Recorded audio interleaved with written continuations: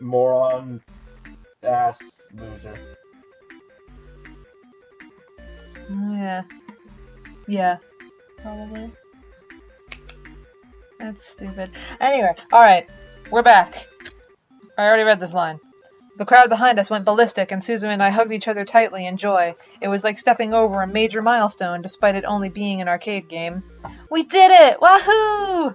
The second stats screen came up, separating Suzu and I from our hug of delight.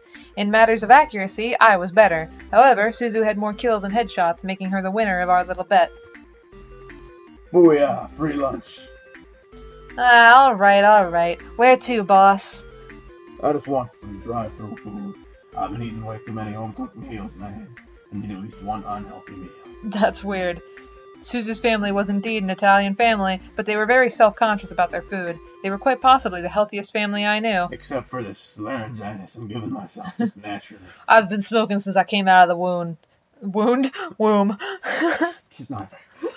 Well, I mean, technically, if she was, like, born through a fucking C-section, then yeah, she was born through a wound. What, is that established that she was born through a C-section? No, wasn't born a woman. Look, I don't know. I'm just headcanoning this bullshit. Yeah, so I'm making an assumption. I'm making an assumption that she can kill Macbeth. All right. Suzu and I left the arcade, occasionally stopping to be given praise or be asked a question about our gaming skills. We eventually headed out to the parking lot, where a decently used jade motorcycle sat with chains around its wheels. Oh shit, it's MAL. Suzu quickly took off the chains and took a seat on the bike, getting out 2 helmets, placing one on her own head and ushering me to sit behind her. Oh shit, she's a biker girl? Yeah, apparently. Oh, That doesn't surprise me, but that does make her more attractive. Yeah. I followed her gesture and made myself comfortable in the bitch seat, putting on one of the helmets, and wrapping my arms around her waist. Oh, yes, helmet, Okay. I had ridden with her on a motorcycle before, so this was nothing new to us. Ride me. Suzu revved the engine and quickly sped out of the lot, driving into the streets towards a fast food joint. Does Paradise Palace sound good? I'd love some Paradise Nuggets and cheese fries. Paradise Nuggets. That's a shitty name. Yeah, sounds good. Oh, no, my house. We went through the drive-thru and ordered meals for ourselves before heading to my home. Wow, Suzu parked Paradise Parlor looks a lot like your mansion. Yeah, right? Suzu parked in front, watching me dismount from her bike. Hate to see you leave. But I'd love to watch you go. Thanks for late lunch. It's clearly nighttime now. It might as well be dinner now. Suzu and I laughed. It was funny how time flew by. Want to stick around and eat together? Yes, absolutely. Huh? Oh, nah, man. I gotta head back home and watch Francesca while my folks meet up with some bigwigs about the casino. Suzu and Francesca? The fuck? Who the fuck is your family? Yeah, right? What type of Italian names are those? You know Francesca what? sounds French. It's Spanish? I wouldn't know. Whatever. Either way, I get the feeling that Suzu is a fucking Chinibia, and that is her fucking internet name. Oh, yeah, probably. Hyoketsu no Suzu-ness. Oh, fuck, Jesus. No, don't do that. The microphone. I'm sorry. That probably sounded terrible. Oh, okay. See you in school then. Thanks, though. See ya. I waved at Suzu as she quickly headed out of the gates and back home. I smiled as I watched her go before heading back inside. I hate to see you leave. Yeah, exactly. Suzu stuck around in my mind for a little longer than I expected, but I couldn't help but smile. Are we just automatically on Suzu's route? Like, just because that's what we chose? Yes. Like, shit, man. The remainder of the night passed by, surprisingly uneventful. The boys continued to train with each other, but were kind enough to stop and make me dinner. I was glad for that, despite the fact that I just ate. Yeah. Unsurprisingly, the food was perfect, but it felt a little empty without the boys to eat with me. They most likely had already eaten, but still, I felt lonely. They were probably ignoring me because I fucking ditched them earlier. Yeah, right?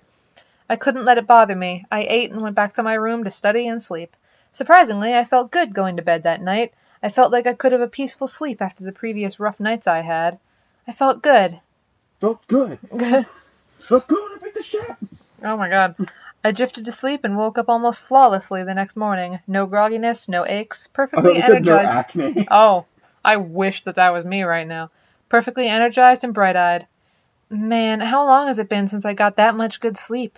I looked to my alarm clock. I woke up 10 minutes before my alarm. Well, hey, I must be lucky today. Karma owed me some luck. After all I had gone through in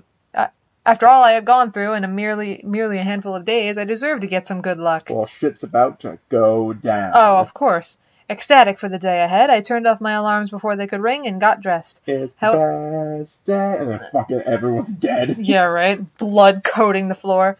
However, my phone started to quickly buzz from an incoming text. Huh? Who's texting me this early?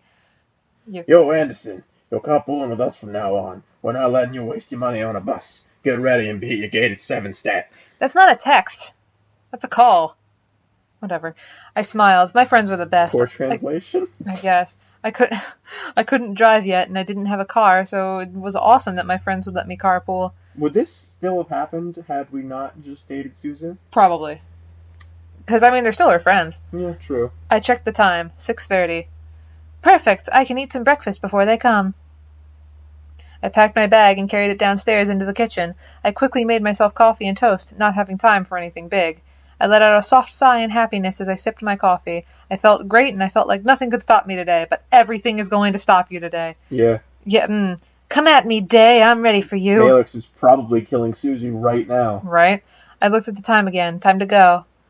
I quickly rushed to the doors, checking myself in the passing mirror. I wasn't wanting to impress anyone, but I still needed to look decent. And right on cue, Naomi drove up to the gates with Suzu waving me down.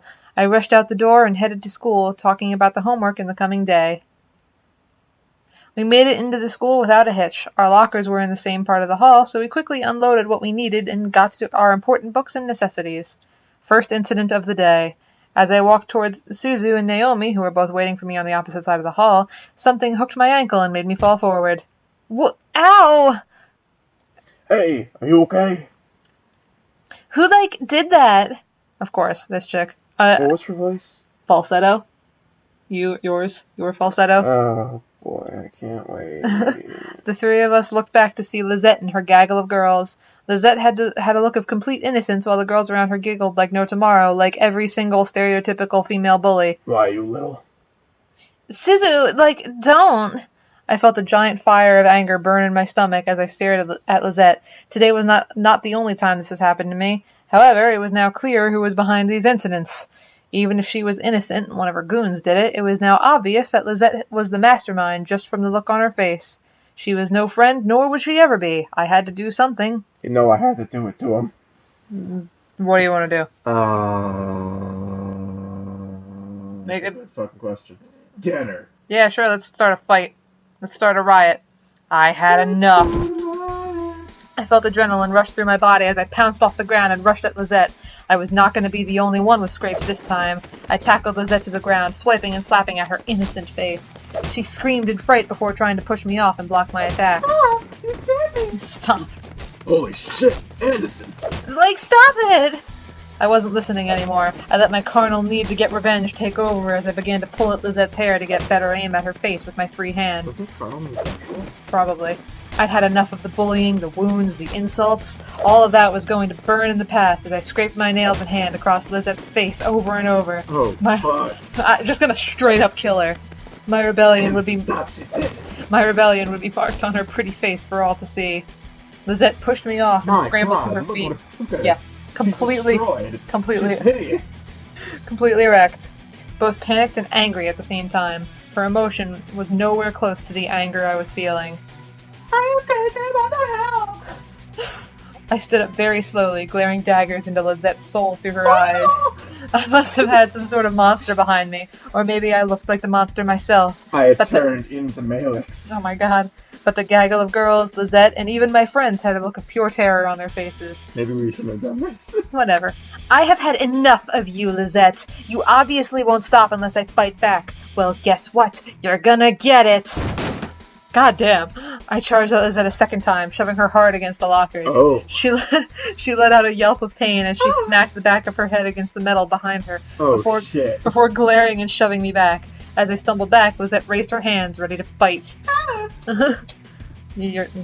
Come on, Anderson. Show what you've got. I bet it's not much. I felt myself snarl in anger before raising my own fists. Remembering my taekwondo, I quickly snapped under one leg and raised the leg to get a swift kick at her head, but she blocked with her arm and stepped toward me to jab at me.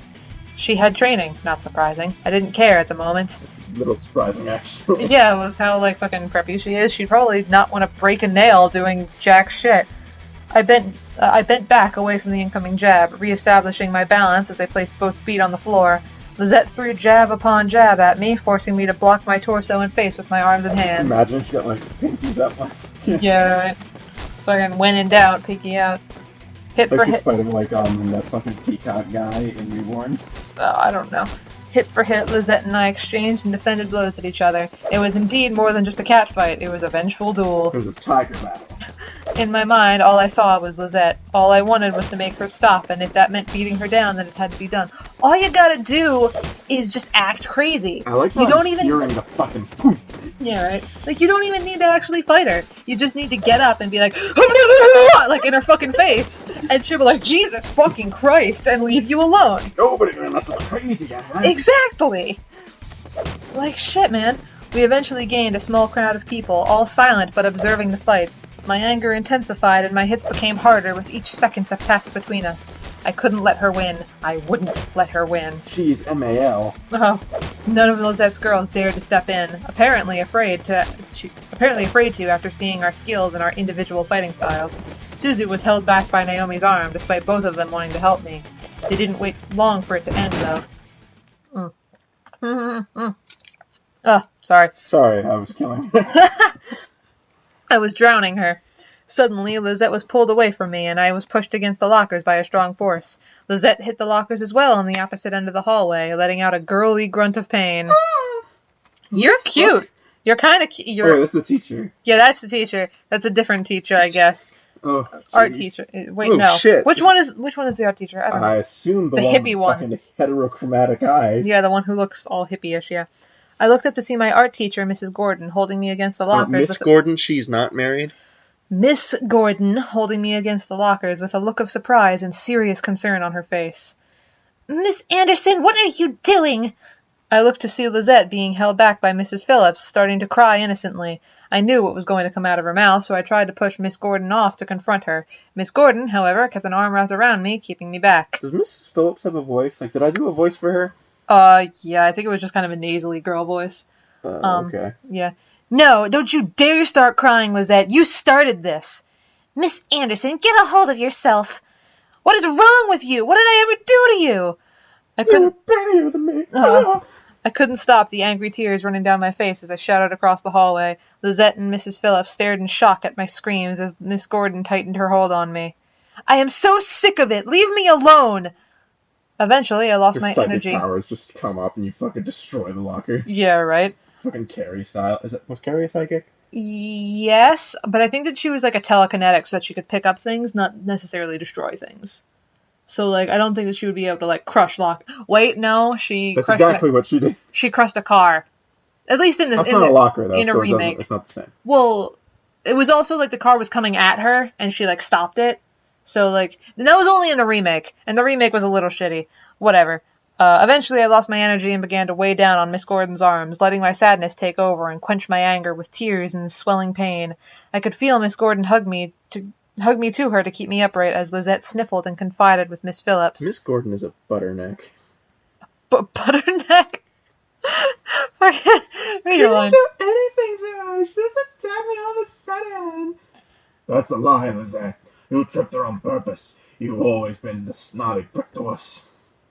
Never. Get my condolences about her grandfather's death. I mean, he was really bitchy, whatever. I tried to keep everyone calm. Is that so wrong? You, like, it didn't even sound sincere. We know you were only pretending to be nice to spite us. This is just my natural voice. Enough. Miss White, follow me to the dean's office. Yeah, perfect. Lizette followed, wiping her eyes in feigned innocence she knew how to play up. I remained still in Miss Gordon's arms. Ooh. No, now it's Mrs. Gordon. She's married to her now. Oh, shit. Goddamn, moving fast, Mrs. Gordon. I was gonna say that we were on her route, like, damn. Unable to bring myself to fight to get at Lizette again. I had done my damage. Stop. The gaggle of Lizette wannabes would make sure I became infamous around the school. I didn't care. I made my statement on Lizette's face and body. Oh, and I wasn't afraid to do it again. Raise your hand if you feel personally victimized by Lizette. Miss Gordon, however, wasn't done with me. Come with me, sweetie. God, I keep forgetting how her voice is. I nodded and You followed. voice for her? Yeah. My friends frowned as they watched me leave, but they headed to class without me. Alright, it's been 15 minutes. You wanna... Yeah, this is a scene change. This is a good place to end it. So Alright. we'll be back. Yep.